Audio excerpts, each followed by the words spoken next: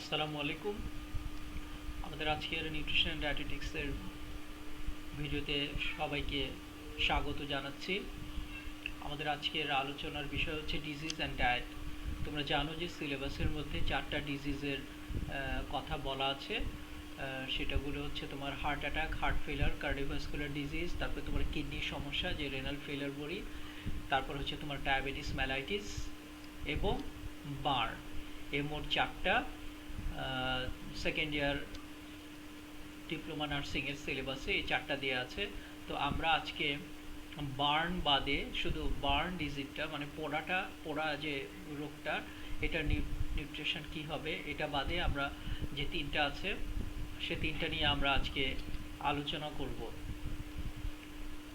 3টা আলোচনার আগে আমি তোমাদের একটু বলে নিই যে আমি সত্যিকার অর্থে আমি যেটা করতেছি সেটা হচ্ছে যে তোমাদের নিউরন থেকে প্রকাশিত যে বইটা আছে এই বইয়ের মধ্যে ঠিক যতটুকু দেয়া আছে এবং ওই ওইটুকুনের মধ্যে থেকে আমি আবার বলছি যে নিউরনের বইটা, যে নিউট্রিশন অ্যান্ড ডায়েটেটিক্স দ্বিতীয় বর্ষের জন্য যে বইটা নিউরন প্রকাশনী যে বইটা বাজারে ছেড়েছে বা বাজারে আছে সেটা শুধুমাত্র diploma in nursing science and midwifery কোর্সের জন্য না, এটা হচ্ছে বিএসসি ইন নার্সিংয়ের জন্যও এই বইটা উপযোগী করে, অর্থাৎ ডিপ্লোমা এবং বিএসসি এই দুটো কোর্সের উপযোগী করে নিউরন বাজারে নিউট্রিশন অ্যান্ড ডায়েটেটিক্স বইটা ছেড়েছে। এখন কথা হচ্ছে যে ওই বইয়ের মধ্যে অনেক কিছুই আছে যেগুলো ডিপ্লোমার সিলেবাসে প্রয়োজন নাই, আবার বইয়ের মধ্যে অনেক কিছু আছে যেগুলো খুব বিস্তারিত আলোচনা হয়েছে, আবার এমন কিছু আছে যেগুলো খুব কম আলোচনা হয়েছে। তো আজকে আমরা যে বিষয়গুলো নিয়ে আলোচনা করব, ডিজিজ এবং তার ডায়েট, রোগ এবং তার ডায়েট, যে 4টা আমাদের সিলেবাসে দেয়া আছে, এগুলো ঠিক নিউরনের বইতে যতটুকু দেয়া আছে তার মধ্যে থেকে যেগুলো তোমাদের জন্য উপযোগী বা তোমাদের আসবে ওগুলোই নিয়ে কিন্তু আমি আজকে আলোচনা করেছি। দ্যাট মিন্স আমি নিউরনের বইয়ের বাইরে যাওয়ার আমার কোনো সামর্থ্য এই মুহূর্তে নাই। যদি আমার কাছে মেন বই থাকতো তাহলে আমি সত্যি আমি মেন বইটা ফলো করে তোমাদেরকে ওটা দেখাতাম, কিন্তু এই মুহূর্তে আমার কাছে যেহেতু রিসোর্স কম আর যেহেতু নিউরন তোমাদের নতুন সিলেবাস অনুযায়ী প্রশ্নগুলো সাজিয়েছে, সেক্ষেত্রে কিন্তু আমি নিউরন বইকে প্রাধান্য দিয়ে আমার লাইভ ভিডিওগুলো করছি। তো আশা করি এর মধ্যে যতটুকু আজকে বোঝাবো ততটুকু মধ্যে থেকে তোমরা বুঝে নিও, এবং পরবর্তীতে যদি লকডাউনের পরে আমাদের যদি সুযোগ হয় এই বিষয়গুলো নিয়ে আবার আলোচনা করার, তাহলে আমি মেন বই থেকে আরও কিছু আলোচনা করে দিব। যেহেতু আমার কাছে এখন রিসোর্সটা নাই সেহেতু আমি নিউরন বইকেই উপর ডিপেন্ড করে আমি আলোচনাগুলো আজকে করছি। তো প্রথমে আমরা শুরু করব ডায়াবেটিস মেলাইটিস দিয়ে।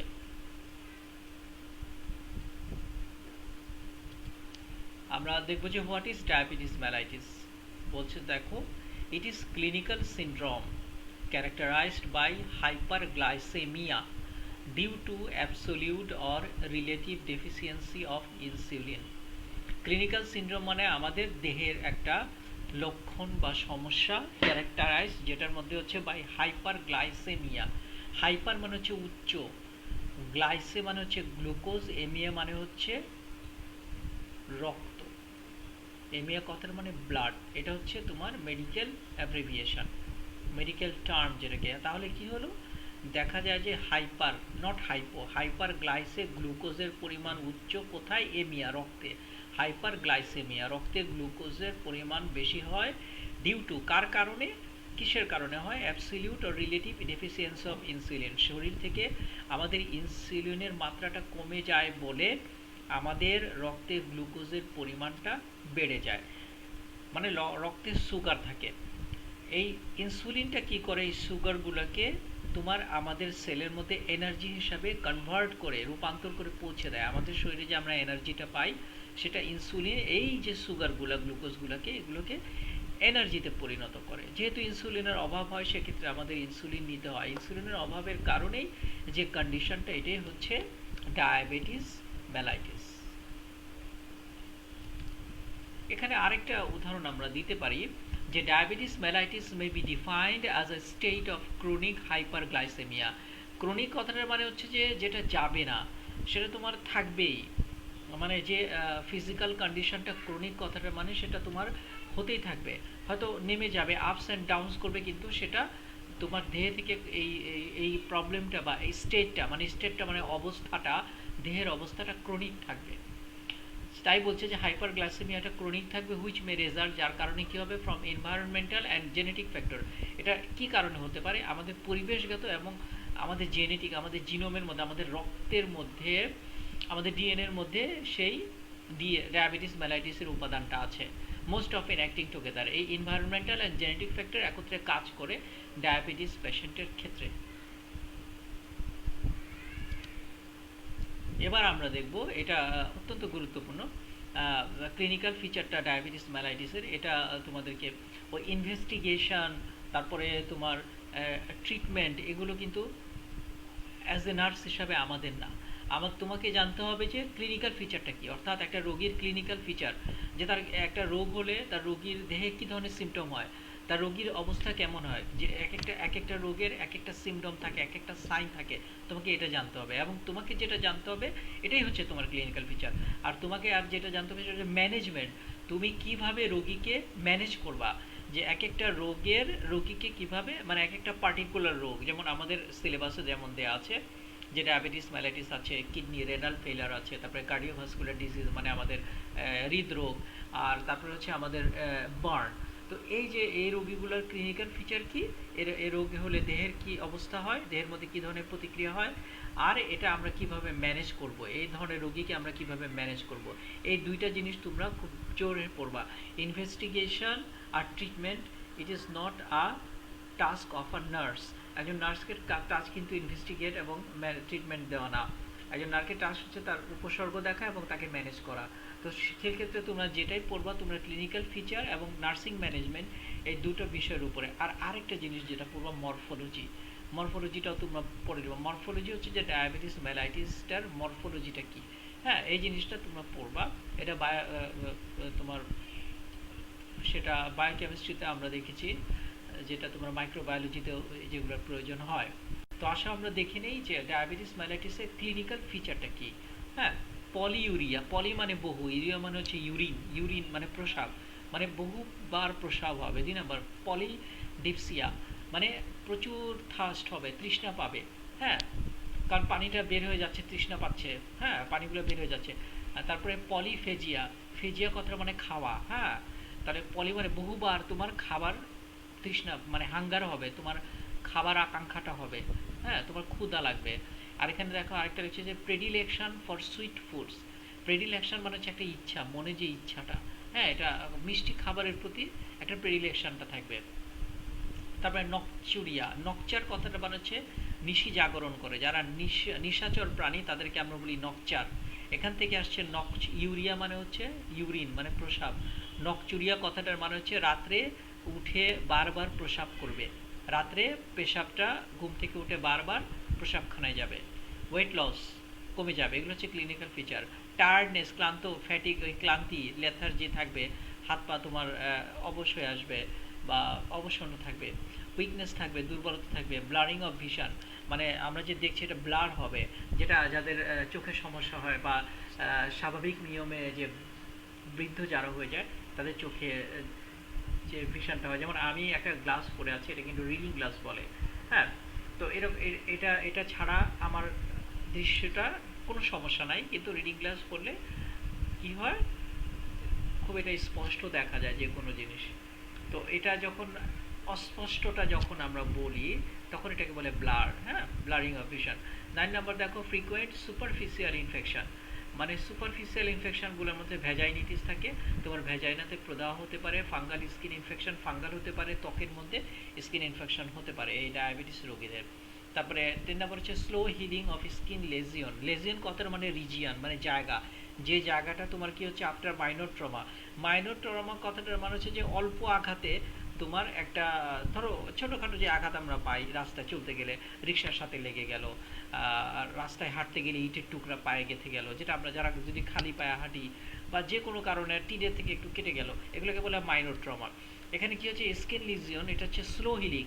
যখন কেটে যাবে, ছুলে যাবে, তোমার ইনফেকশন, তোমার জাস্ট ক্ষত হবে, তখন এটা কি হবে, এটা হিলিং মানে হচ্ছে আরোগ্য লাভ করে, এটা স্লো হবে, ভালো হবে খুব ধীরে ধীরে। 11 নম্বর, মুড চেঞ্জ হবে, ইরিটেবিলিটি মানে বিরক্তিকর লাগবে, নিজের ভাল লাগবে না, আমার ভাল লাগতেছে না, মুড চেঞ্জ হবে বারবার।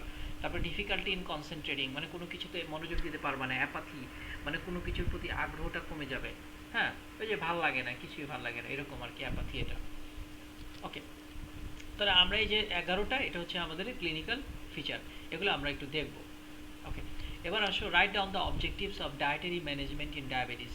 ডায়েটারি ম্যানেজমেন্ট ডায়াবেটিসে আমরা মানে কিভাবে এই ডায়াবেটিস রোগীকে ম্যানেজ করবা, বা এটাই হচ্ছে ডায়েটারি ম্যানেজমেন্ট। হ্যাঁ, ইন ডায়াবেটিসে অপটিমাম মাই নিউট্রিশন, অপটিমাম মানে হচ্ছে বেস্ট, মানে যেটা একেবারে উপযুক্ত ডায়াবেটিসের জন্য, এই পুষ্টিটা দিতে হবে। 2 নম্বর, ডিজায়ারেবল বডি ওয়েট, তোমার বডি ওয়েটটা ঠিক ডিজায়ারেবল মানে রাখতে হবে, যাতে আন্ডার ওয়েটও না হয়ে যায়, ওভার ওয়েটের একেবারে ডিজায়ার, ডায়াবেটিস পেশেন্টের যতটুকু ওয়েট দরকার হয়। হ্যাঁ, বেশি ওয়েটে কিন্তু ডায়াবেটিস পেশেন্টের খুব সমস্যা হয়, তাদের ওই যে কোলেস্টেরলের লেভেল যদি বেশি থাকে, সুগারের লেভেল বেশি থাকে, অনেক সমস্যা হয়। Keeping blood sugar level normal or near normal, ব্লাডের মধ্যে সুগারের লেভেলটা কি করতে হবে, নর্মালে রাখতে হবে যে ডায়াবেটিস পেশেন্টদেরকে, তোমার ইনসুলিন দিয়ে, তারপর আরও বিভিন্নভাবে ওই যে ফিজিক্যাল এক্সারসাইজ করিয়ে, এবং মোস্ট ওভার যেহেতু তোমরা নিউট্রিশন সাবজেক্ট, তোমাদেরকে কনসেন্ট্রেটটা দিতে হবে যে আমি কী ধরনের পুষ্টি দিই, কী ধরনের খাবার সে খাবে, যাতে তার এই বিষয়গুলো নর্মাল থাকে। 4 number, keeping blood fat low to prevent heart disease, ব্লাডের মধ্যে যে কোলেস্টেরল আছে, ফ্যাট আছে, তাকে লো রাখতে হবে যাতে হার্ট ডিজিজটা না হয়, হৃদরোগ না হয়। কারণ এই যে তোমার আর্টারিগুলোতে গিয়ে কিন্তু কী করে, এই যে তোমার জমে যায় ব্লাড, এই ফ্যাটের কারণে কি হয়, ব্লাডগুলো জমে যায় এবং এই কারণে ব্লকেজ সৃষ্টি হয়। 5 number, keeping low level of sugar and ketones in the urine.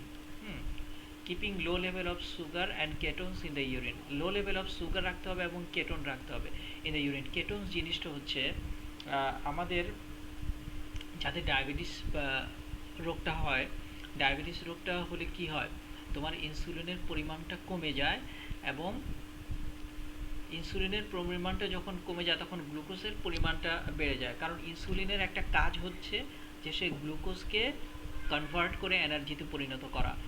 তখন কি হয়, যখন একটা ডেফিসিয়েন্সি সৃষ্টি হয় আমাদের দেহের মধ্যে, তখন লিভার করে কি, যে আমাদের যে ফ্যাট আছে আমাদের দেহে, সে ফ্যাটগুলোকে কি করে, সে ইনসুলিনের সাবস্টিটিউট হিসাবে সে ফ্যাটগুলোকে পরিবর্তন করে কেটোনে পরিবর্তন করে, ফ্যাটগুলো তখন কি হয়, কেটোনে পরিণত হয়, এবং সেই কেটোনটা ব্লাড স্ট্রিমে যায় আমাদের রক্তে। তার মানে হচ্ছে যে যখন আমাদের শরীরে ইনসুলিনটা তৈরি হচ্ছে না, তখন লিভার কি করে, ওই ইনসুলিনের পরিবর্তে আমাদের শরীরে যে ফ্যাটটা আছে ওটাকে সে পরিবর্তন করে কেটোনে সেটাকে রূপান্তর করে, এবং এটা ব্লাড স্ট্রিমে পৌঁছে দেয়। এ হচ্ছে তোমার কন্ডিশন ডায়াবেটিস পেশেন্টের। তাহলে এটা কি করতে হবে, আমাদের এই কেটোনে ইন দ্য ইউরিন থেকে যাতে কেটোনটা যাতে প্রচুর পরিমাণে না বের হয়, কারণ কেটোনটা কিন্তু ইনসুলিনের সাবস্টিটিউট হিসাবে আছে, সেক্ষেত্রে এটা খেয়াল রাখতে হবে যে কেটোনটা যাতে রক্তে প্রস্রাব থেকে বের না হয়ে যায় সুগারটা। হ্যাঁ, আচ্ছা, what are the dietary advice to a diabetic patient, মানে ডায়েটারি অ্যাডভাইস, ডায়াবেটিক পেশেন্টকে কীভাবে কী অ্যাডভাইস দেওয়া যাবে। এখন তুমি যদি বারডেম হসপিটালে যাও, ডায়াবেটিক হসপিটাল, ওখানে কিন্তু বিশাল অনেকগুলো এতগুলো বই দিয়ে দেয়, চার্ট দিয়ে দেয়, ওখানে প্রচুর লেখা আছে। এবং যদি তোমার ব্যক্তিগতভাবে তোমার বাসায় যদি কেউ ডায়াবেটিসের রোগী থাকে, এখন বাংলাদেশে ঘরে ঘরে ডায়াবেটিসের রোগী আছে, কারোটা ট্রিটেড কারোটা আনট্রিটেড, কিন্তু ধরে নিতে হবে যে ডায়াবেটিস রোগী আছে।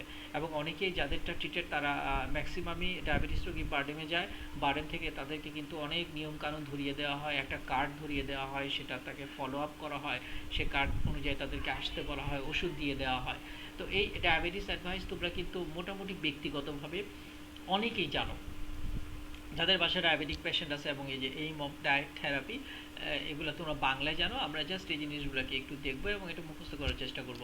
Attain and maintain ideal body weight, ওই যে একটু আগে যেটা বলা হলো ম্যানেজমেন্টের প্রথমে ছিল, হ্যাঁ, এটা আইডিয়াল বডি ওয়েটটা মেনটেন রাখতে হবে। Maintain blood glucose level as near as possible, same কথা, একই কথায় আসতেছে, ব্লাড গ্লুকোজ লেভেলকে নর্মালে রাখতে হবে। Achieve or delay the onset of complication, achieve or delay the onset of কমপ্লিকেশনটা হচ্ছে onset of complication in diabetes mellitus patient হচ্ছে দেখো অনসেট অফ কমপ্লিকেশন অর্থাৎ ডায়াবেটিস ধরো একটা বাচ্চার হলো একটা বড় হলো একটা বৃদ্ধ বয়স হলো কিন্তু এটা বয়সের একটা ফ্যাক্ট আছে এজ আবার ছেলে মেয়ে মেল ফিমেল এখানেও কিন্তু একটা তোমার বডি ফাংশনের একটা ডিফারেন্স আছে কারণ মেল এবং ফিমেলের বডি ফাংশন এক না আবার একটা বাচ্চা ছেলের একটা ইয়াং ছেলের একটা বৃদ্ধ লোকের একটা মধ্যবয়স্ক লোকের কিন্তু তোমার কি বলে রোগ প্রতিরোধ ক্ষমতা এক না বা তাদের ওই এটা হচ্ছে অনসেট অফ কমপ্লিকেশনকে ডিলে করতে হবে যে জটিলতাটা তৈরি হয় কেন ডায়াবেটিস মেলাইটিসে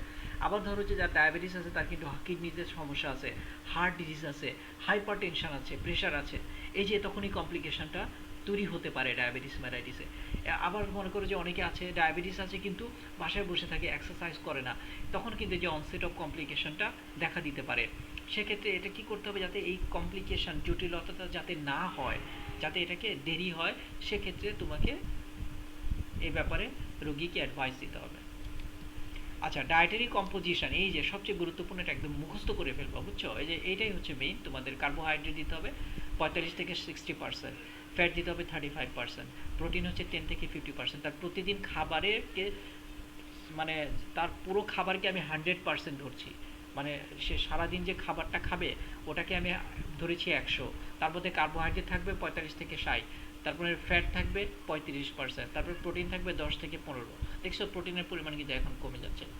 4 নম্বর দেখো ফুড, ডায়াবেটিক ফুড অ্যান্ড সুইটেনার্স। 4 নম্বর হচ্ছে ডায়াবেটিক ফুড দিতে হবে অ্যান্ড সুইটেনার্স। এখন যেমন ধরো যে কি বলে যে লো ক্যালোরি সুইট পাওয়া গেছে, কিউব পাওয়া যায়, চিনির কিউব পাওয়া যায় যেটা ডায়াবেটিস পেশেন্টদের জন্য তৈরি করা স্পেশালি, যেখানে মিষ্টি লাগবে কিন্তু তোমার গ্লুকোজ তৈরি হবে না। দেখো এই 4 নম্বরের মধ্যে দিয়ে দিয়েছে যে low calorie and sugar free drinks. হ্যাঁ, সুগার ফ্রি ড্রিঙ্কস পাওয়া যায় যে তোমার আমরা কোকা-কোলা বিভিন্ন ধরনের ড্রিঙ্কস আছে যেখানে যে ক্যানের মধ্যে থাকে এগুলো সুগার ফ্রি বের করে। অ্যান্ড সরবিটল কন্টেনিং ফুড, অনেকগুলো খাবার আছে অনেকগুলো ফল আছে এগুলো সরবিটল কন্টেনিং। সরবিটল এক ধরনের কেমিক্যাল কম্পাউন্ড, হ্যাঁ, যেটা মিষ্টি মিষ্টি আর কি, এটা খাইলে একটু মিষ্টি লাগে। হ্যাঁ, এটা হচ্ছে সরবিটল কন্টেনিং, এটাকে বলা হচ্ছে তোমার সরবিটল কন্টেনিং ফ্রুট, বিশেষ করে এটা ফলের মধ্যে থাকে। এরপরে দেখো 5 নম্বর সল্ট, খুবই গুরুত্বপূর্ণ হচ্ছে যে রিডিউস মানে কমিয়ে দাও সোডিয়াম ইনটেক, মানে যে লবণ খাওয়া, লবণে তো সোডিয়াম আছে, to no more than 6 gram daily, 6 গ্রামের বেশি খাওয়া যাবে না। Further restriction of sodium intake, মানে রেস্ট্রিকশন কাদের জন্য, দেখো ফার্দার রেস্ট্রিকশন দিয়ে দিছে।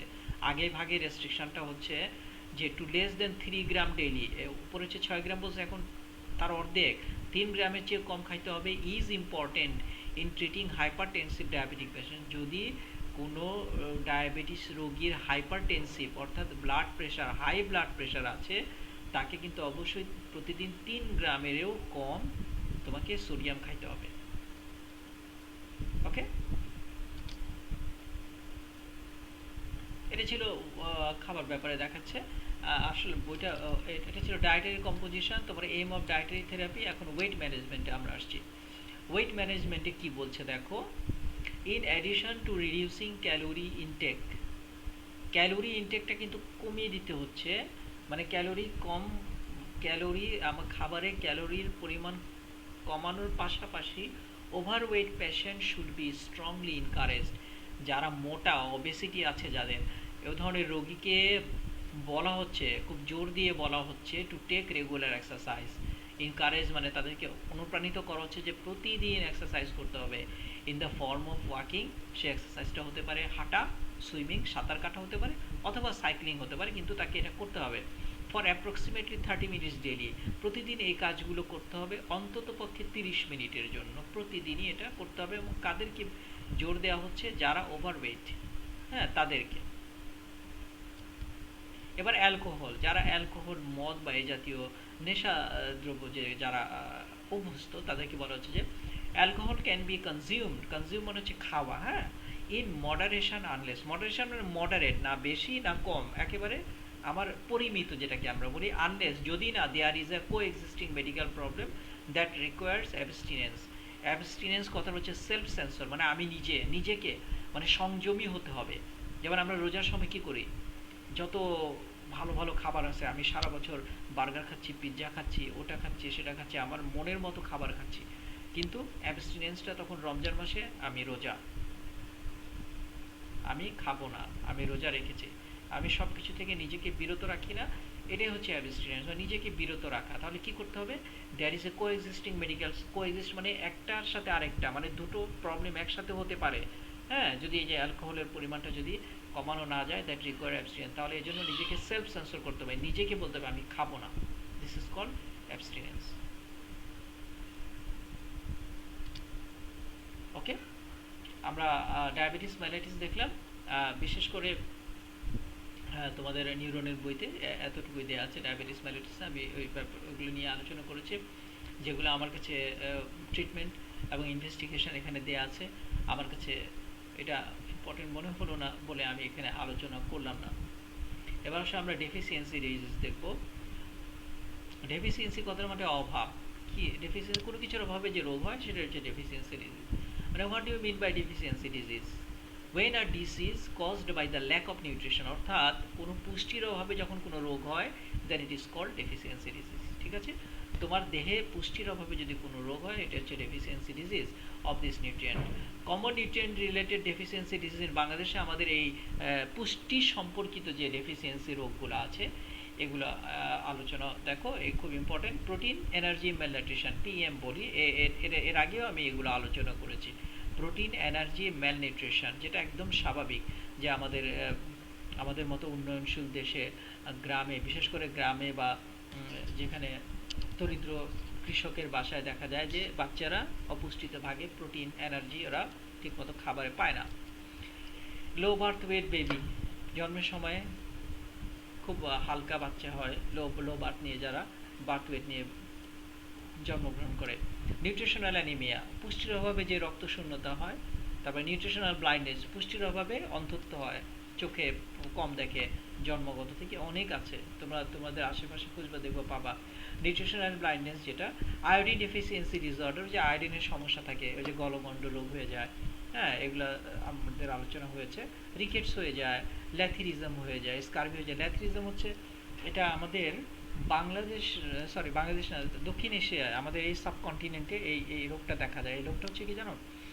হাত পায়ের মাসেলগুলো উইক হয়ে যায় এবং ওই যে কাঁপে, দেখবো যে অনেকের হাত পা কাঁপে, অনেক বৃদ্ধ বয়সে দেখবা হাত পায়ে কাঁপতেছে। This is called lathyrism. Scurvy তো তোমরা আগে জানো, স্কার্বি রোগটা। তো এই হচ্ছে গিয়ে তোমার আমাদের ডেফিসিয়েন্সি ডিজিজ। এই কয়টা ডেফিসিয়েন্সি ডিজিজ আমাদের বর্তমানে বাংলাদেশে আছে। দেখো, এই যে ডেফিসিয়েন্সি ডিজিজটা আমরা পড়লাম, এটা কিন্তু অন্য কোনো প্রশ্নের মধ্যে ঢুকিয়ে দিতে পারে। একদম খুব মনোযোগ দিয়ে দেখো যে পুষ্টির অভাবে যে এই রোগগুলো হচ্ছে, পয়েন্ট করা আছে। এবার আসো আমরা দেখবো কার্ডিওভাস্কুলার ডিজিজ, মানে হৃদরোগ। কার্ডিওভাস্কুলার কথার মানে হৃদরোগ, হ্যাঁ, হার্ট। কার্ডিওভাস্কুলার, কার্ডি মানে হার্ট, কার্ডিওভাস্কুলার ডিজিজ। দেখি আমাদের হার্টের কি কি রোগ হচ্ছে এখানে, মানে কি কি রোগ হচ্ছে না, মানে হার্টের রোগের জন্য কোন ধরনের আমরা ডায়েটটা আমরা দিব সেটা আমরা এখন দেখব। রোগীকে prepare a diet menu for a cardiovascular disease পেশেন্টের জন্য। দেখো কি বলছে, ইট স্মল ফ্রিকুয়েন্ট মিল, মানে ছোট ছোট অল্প অল্প করে খাওয়াইতে হবে, মানে বারবার খাওয়াইতে হবে। To avoid gastric distension, gastric ডিস্টেনশনটা বোঝো, যে গ্যাস্ট্রাইটিসের কারণে অর্থাৎ স্টোমাকটা একটু লার্জ হয়ে যায়, গ্যাস্ট্রিক সিক্রেশন হয়, এজন্য আমাদের স্মল ইন্টেস্টাইন এবং লার্জ ইন্টেস্টাইনটা কি হয়, লার্জ হয়ে যায়। And pressure on the heart, এবং ওই গ্যাসগুলো কি করে, সেটা কি করে ওই উপরের দিকে উঠে হার্টকে ধাক্কা দেয়, আঘাত করে হার্টের মধ্যে, তখনই কিন্তু হার্ট ডিজিজটা শুরু হয়, হার্ট অ্যাটাক হয়ে যায় অনেকের।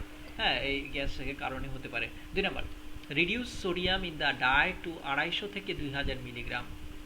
তোমার ওই যে লবণের পরিমাণটা খাবারের ক্ষেত্রে 250 থেকে 2000 মিলিগ্রাম পর্যন্ত কমিয়ে দিতে হবে। Advice to eat food low in sodium, উপদেশ দেওয়া হচ্ছে যে সকল খাবারের সোডিয়াম পরিমাণ হচ্ছে লো, সাচ অ্যাজ মিট, যেমন মাংস, ফ্রেশ অ্যান্ড ফ্রোজেন, ক্যান্ড, হ্যাঁ, যেমন তোমার ফিশ আছে, ফ্রেশ আছে, তারপরে তোমার যে ফ্রোজেন করলে ফ্রিজে রেখে দিলে এটা কমে যাবে, ক্যান্ড। তারপরে এগস আছে, পিনাট বাটার আছে, তারপরে catfish, cod oil, salmon and tuna fish, এগুলোর মধ্যে কি হচ্ছে তোমার সোডিয়ামের পরিমাণ কমে যায়, এগুলো যখন তোমার করা হয়। এগুলো খেতে বলছে, যে এগুলা তোমার হার্টের রুগীদের ডায়েটারি মেনুতে এগুলো থাকলে এটা ভালো, কারণ এগুলোতে লো সোডিয়াম আছে। 4 নাম্বার, অ্যাডভাইস ডেয়ারি প্রোডাক্ট, মানে ওই যে দুগ্ধজাত যে খাবার, স্কিম মিল্ক। স্কিম কথাটা মানে তো এর আগেও আলোচনা করেছি, যেটা হচ্ছে তোমার মাখনটা, এটা ইয়েটা নিয়ে নিয়েছে, শর্টটা, স্কিম মিল্কটা, ওটা ক্রিমটা নিয়ে নেওয়া হয়েছে দুধ থেকে। 2% লো সোডিয়াম চিজ, যে তোমার আমরা পনির খাই যেটার মধ্যে লবণের পরিমাণ কম, লবণ ছাড়া পনির, cottage cheese, fruit vegetable, bread crackers, puffed rice, puffed wheat, barley, cornmeal, cornstarch, unsalted macaroni, rice, unsalted butter, margarine, salad dressing। এগুলো তোমরা কিন্তু জানো, আমি এগুলো এর আগেও আলোচনা করেছি, এগুলো আর আলোচনা করলাম না। এগুলো খাবারের নাম, আর কিছু কিছু খাবার আমি চিত্রটা তোমাদের দেখিয়ে দেবো। ম্যানাইজ, তোমার ম্যানাইজ, শর্টেনিংস, আনফ্লেভার্ড জেলাটিন, এটা এক ধরনের জেলি বিশেষ, আনফ্লেভার্ড মানে এটার মধ্যে কোনো ফ্লেভার দেয়া নাই, ফ্লেভার দিলে তো তোমার চিনি আসবে, অন্য কেমিক্যাল ইনগ্রেডিয়েন্টস তোমার ওখানে দিতে হবে জেলাটিনের মধ্যে। তারপর jam, jelly, honey, unsalted nuts and popcorn, যেগুলোতে লবণ নাই। দেখো আমরা ম্যাকারোনি, ম্যাকারোনি জিনিসটা হচ্ছে pasta, just like a pasta, এটাকে আরেক নাম হচ্ছে ম্যাকারোনি।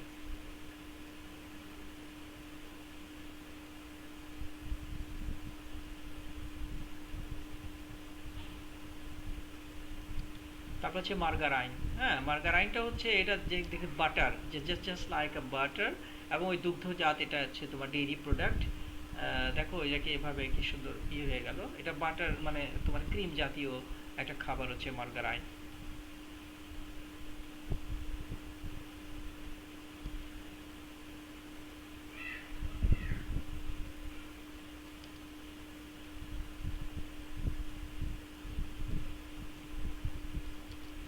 তাহলে মায়োনাইজ, মায়োনাইজ হচ্ছে এটা, এই যে একটা সংমিশ্রণ দেখছো, একটা কম্পোজিশন এখানে তোমরা যেটা দেখতে পাচ্ছ, এটা কিন্তু ডিম দিয়ে তৈরি করা, এটা এটা ডিমের মাধ্যমে তৈরি করা।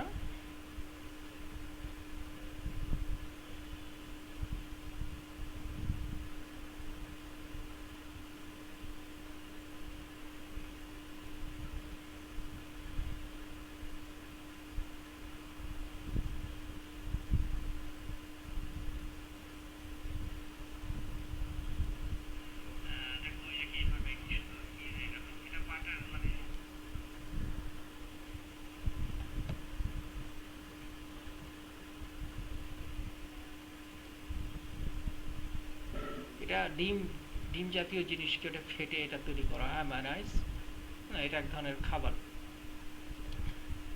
আচ্ছা, এবার আসো আমরা রেনাল ফেইনালে যাব। রেনাল ফেইলার, রেনাল কথাটা মানে হচ্ছে কিডনি, এটাকে নেফ্রো বলা হয়। হ্যাঁ, রেনাল হচ্ছে, নেফ্রো হচ্ছে কিডনি, রেনাল ফেইলার আমাদের কিডনির সমস্যার যে রোগীগুলো আছে, বা যারা কিডনির সমস্যা নিয়ে যে রোগীগুলো আসবে তাদের জন্য আমরা কোন ধরনের ডায়েট তাদেরকে প্রেসক্রাইব করব। দেখি, prepare a diet menu for an acute renal failure patient. Acute মানে তীব্র। Number 1, decrease protein intake. খেয়াল করো, প্রোটিন খাওয়াই যাবে না, প্রোটিনটা কমিয়ে দিতে হবে, প্রোটিন জাতীয় খাবার একেবারে, ইনটেক কথা মানে খাওয়া, হ্যাঁ, ডিক্রিজ মানে কমিয়ে দিতে হবে। 2 নম্বর, ইনক্রিজ ক্যালোরি, ক্যালোরি বাড়িয়ে দিতে হবে, 50 কিলো ক্যালোরি পার কিলোগ্রাম, প্রতি কিলোগ্রামে 50 কিলো ক্যালোরি বাড়ে অফ বডি ওয়েটের। হ্যাঁ, to promote nitrogen balance, nitrogen ব্যালেন্সের কারণে ক্যালোরির পরিমাণটা প্রতি কিলোগ্রাম শরীরের মানে ওজনের সাথে 50 কিলো ক্যালোরি বাড়িয়ে খেতে হবে নাইট্রোজেনের ব্যালেন্সটা ঠিক রাখার জন্য শরীরের। 3 number, adjust fluid intake to avoid over hydration and dehydration, মানে খাবারটাকে, ফ্লুইডটা এমনভাবে খেতে হবে, তরল খাবার, যাতে শরীরটা ওভার হাইড্রেটেড না হয়ে যায়। দ্যাট মিনস মানে পানির পরিমাণ বেশি হলে তো প্রচুর পেশাব করতে হবে, কিডনির ফাংশনটা বেড়ে যাবে, তাহলে এমন খাইতে হবে যাতে শরীরে মানে পানির পরিমাণটা ঠিক মতো থাকে, যাতে বেশি না হয়ে যায়, বারবার বাথরুমে যেতে হবে, তো প্রস্রাব করতে হবে, প্রস্রাব করতে হলে তো কিডনির একটা ফাংশন আছে, যেহেতু কিডনিতেই সমস্যা, তো সেক্ষেত্রে এই যে দেখতে হবে। আর ডিহাইড্রেশন, যাতে আবার শরীরে পানি শূন্যতা না হয়ে যায়, পানির অভাব যাতে না দেখা দেয়। 4 number, fluid allowance prescribe during oliguric phase, oliguric phase কথাটার মানে হচ্ছে প্রস্রাব হবে না, অলিগুরিয়া, যেটা অলিগুরিক ফেজ, এই অবস্থায় কিন্তু প্রস্রাব একেবারেই হয় না। Is calculated as 24 hours urine plus 400 millilitre when diuretic is administered. Oliguric হচ্ছে তোমার প্রস্রাব না হওয়ার একটা মানে অবস্থা, শরীরে প্রস্রাব হচ্ছে না, এটা হচ্ছে অলিগুরিক ফেজ। আর ডায়রেটিক হচ্ছে গিয়ে তোমার, এটা এক ধরনের ওষুধ, এক ধরনের সাবস্টেন্স, যেটা কি করে আমাদের শরীরে পানির পরিমাণটাকে বাড়িয়ে দেয়, ফোর্সটাকে, ওয়াটার ফোর্সটা আমাদের শরীরে কি হয়, ওয়াটারটা বেড়ে যায়, পানি হাইড্রেটেড হয়।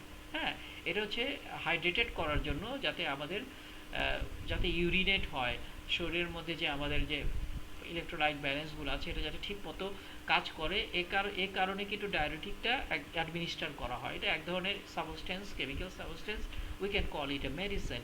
ওকে, 5 নম্বর, intravenous dextrose and insulin is administered to lower serum potassium। এর সাথে কি করতে হবে, ইন্ট্রাভেনাস মানে আমাদের ওই যে শিরা দিয়ে ডেক্সট্রোজ আর ইনসুলিন কি করতে হবে, অ্যাডমিনিস্টার করতে হবে। 6 number, sodium is restricted to 1000 milligram per day during oliguric phase. অর্থাৎ যখন রোগীর শরীরের অবস্থা প্রস্রাব একেবারেই বন্ধ, প্রস্রাব হচ্ছে না, তাকে ডায়রেটিকে আনতে হবে, তখনই কিন্তু রোগীর যখন প্রস্রাব একেবারে বন্ধ, তখন খেয়াল রাখতে হবে যে তার খাবারের সাথে তার শরীরে যাতে সোডিয়াম না যায়। তাহলে 500 থেকে 1000-এর বেশি যাতে সোডিয়াম মানে সোডিয়াম পরিপূর্ণ খাবার যাতে উনি না খায়, যাতে যাতে 1000-এর উপরে যাতে সোডিয়ামটা না ওঠে তার শরীরে। Sodium intake is increase during diuretic phase. যখন ডায়রেটিক শুরু হবে তখন কিন্তু সোডিয়ামটা ইনক্রিজ করতে হবে।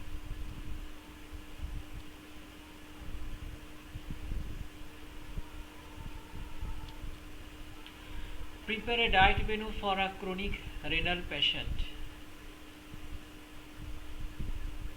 এখন এই ক্রনিক রেনাল পেশেন্ট মানে যেটা যার কিডনির সমস্যা থাকেই, ক্রনিক যেটা থাকবেই, সেক্ষেত্রে আমরা কি করব, ডায়েট মেনু তাদের কেমন হতে পারে। Number 1, provided high biological value of protein. তাকে হাই বায়োলজিক্যাল ভ্যালু অর্থাৎ যে প্রোটিন তোমার শরীরে খুব কাজ করে ওই ধরনের প্রোটিন খাওয়াইতে হবে, যেটা শরীরের জন্য খুব উপকারী এবং সেটা কাজ করবে। Protein requirement is increased once the dialysis is started। Dialysis কথাটা হচ্ছে, তোমরা অনেকে জানো যে কিডনির প্রবলেম থাকলে ডায়ালিসিস করতে হয়, কারণ কিডনি তখন রক্ত পরিষ্কার করতে পারে না। এটা ডায়ালিসিসের মাধ্যমে কি হয়, রক্তকে পিউরিফাই করা হয়। যেটা কিডনি কাজ করে সেটাকে, রক্তকে পিউরিফাই করা হয়, সেটা ডায়ালিসিসের মাধ্যমে। এটা হচ্ছে তোমার ওই ডায়ালিসিসের সময়, যখন ডায়ালিসিস শুরু হবে একজন কিডনি রোগীর, তখনই প্রোটিনের পরিমাণটা বৃদ্ধি করতে হবে। প্রোটিনের প্রয়োজন পড়ে, রিকোয়ারমেন্টটা হচ্ছে ইজ ইনক্রিজ, বৃদ্ধি পাবে once the dialysis started. Provide high intake of non protein calories. তখন কি করতে হবে, provide high intake of non protein calorie, যেটা তোমার হচ্ছে প্রোটিনটাকে এমনভাবেই দিতে হবে যেটা তোমার একেবারে বেছে বেছে প্রোটিন খাওয়াতে হবে, যে পরিমাণটা বেশি না হয়ে যায়।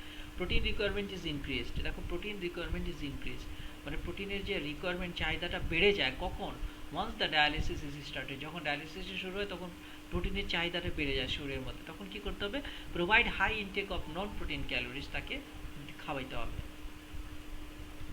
ঠিক আছে।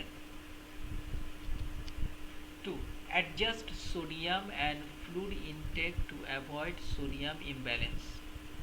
তাহলে সোডিয়াম, যে খাবারটা তুমি তরল খাবারটা খাচ্ছ, ওটার মধ্যে সোডিয়ামের পরিমাণটা অ্যাডজাস্ট করে দিতে হবে, যাতে শরীরের মধ্যে সোডিয়ামের পরিমাণটা বৃদ্ধি না পায়, ইমব্যালেন্স তৈরি না হয়। Provide vitamin D, calcium, phosphorus supplements to prevent বোন ডিমিনারালাইজেশন। এগুলো vitamin D, calcium, phosphorus supplement খাবারটা দিতে হবে কেন, যে বোনের যে মধ্যে, যে আমাদের হাড়ের মধ্যে যে ক্যালসিয়াম আছে, ক্যালসিয়ামটা যাতে কমে না যায়, এই কারণে। মিনারালাইজেশন মানে হচ্ছে বোন ডিমিনারালাইজেশন, কথাটার মানে হচ্ছে আমাদের হাড়ের মধ্যে ক্যালসিয়ামটা কমে যাওয়া বা চলে যাওয়া। আর এগুলা কি করতে হবে টু প্রিভেন্ট, রক্ষার জন্য তোমাদের যে হাড়ে যে ক্যালসিয়ামগুলো যাতে কমে না যায়, এই জন্য ভিটামিন ডি দিতে হবে, ক্যালসিয়াম ফসফরাস সাপ্লিমেন্ট দিতে হবে। ঠিক আছে। 3 number, provide adequate calories through non protein diet such as butter, oil, sweets.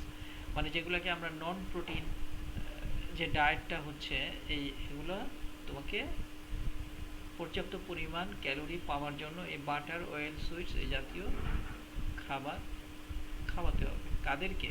Acute renal ডিজিজের পেশেন্টকে।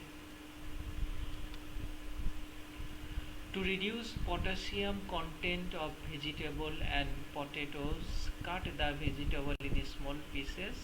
কারণ কিডনি রোগীদেরকে অনেক মানে সবচেয়ে বেশি ডায়েটের পর্যালোচনা বা কম খাবারের মধ্যে রাখা হয় কিডনি রোগীদেরকে। সবচেয়ে বেশি অবজারভেশনে থাকে কিডনি রোগীরা। এদের খাবার দাবার কিন্তু অনন্য, যেমন ডায়াবেটিস রোগীদের চেয়েও কিন্তু এদের খাবার দাবার, যাদের কিডনি নষ্ট হয়ে গেছে বা কিডনিতে সমস্যা আছে, এদের কিন্তু একজন ডায়াবেটিস রোগী যতটুকু ডায়েট ফলো করে তার চেয়ে অনেক বেশি ডায়েট তাদেরকে, রেস্ট্রিক্টেড ডায়েট তাদেরকে ফলো করতে হয় কিডনি রোগীদের। এখানে 4 নম্বরটা আমরা একটু দেখব, to reduce potassium content of vegetable.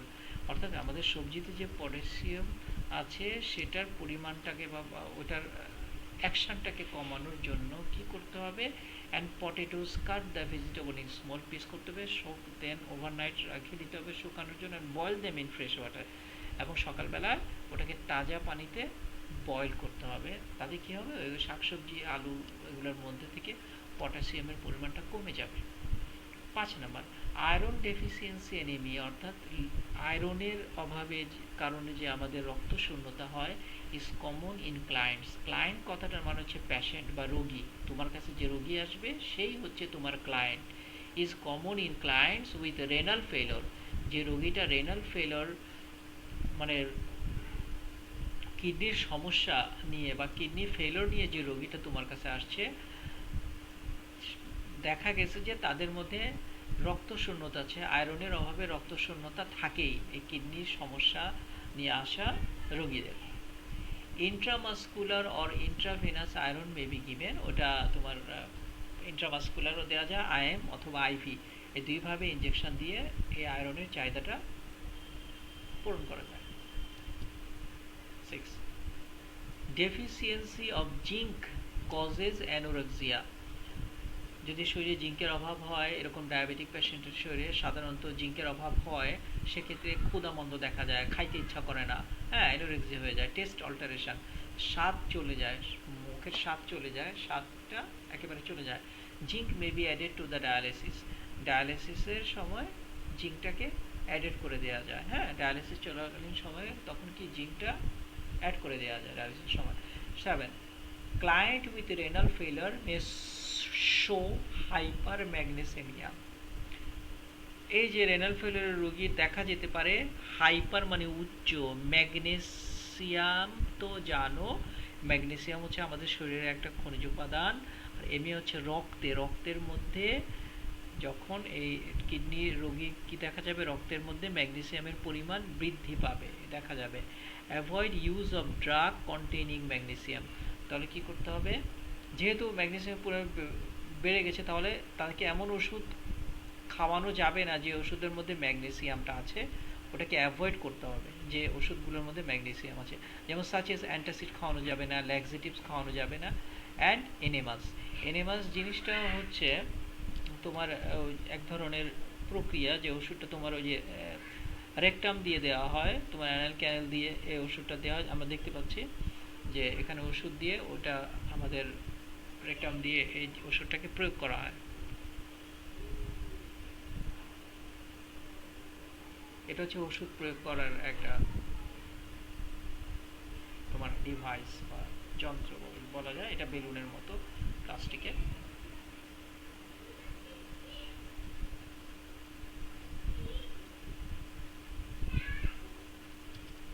তো আজকে আমাদের মোট যে 4টা বা 5টার মধ্যে আমরা শুধু বার্ন ছাড়া বাকিগুলো ডিজিজের নিয়ে আলোচনা করলাম, এবং আলোচনাটা আমাদের সীমাবদ্ধ ছিল নিউরনের বইয়ের মধ্যে যতটুকু আছে তার মধ্যেই। আমাদের একটা ডিজিজ বাকি আছে, বার্ন মানে পোড়া। পোড়া রোগীদের ক্ষেত্রে আমাদের ট্রিটমেন্ট কি হতে পারে, ম্যানেজমেন্ট কি হতে পারে, তাদের ক্লিনিক্যাল ফিচার কি হতে পারে। আবার বার্নের ক্ষেত্রে আবার বার্নটাকে তিন ভাগে ভাগ করা হয়েছে, ফার্স্ট মানে degree burn, second degree burn, third degree burn.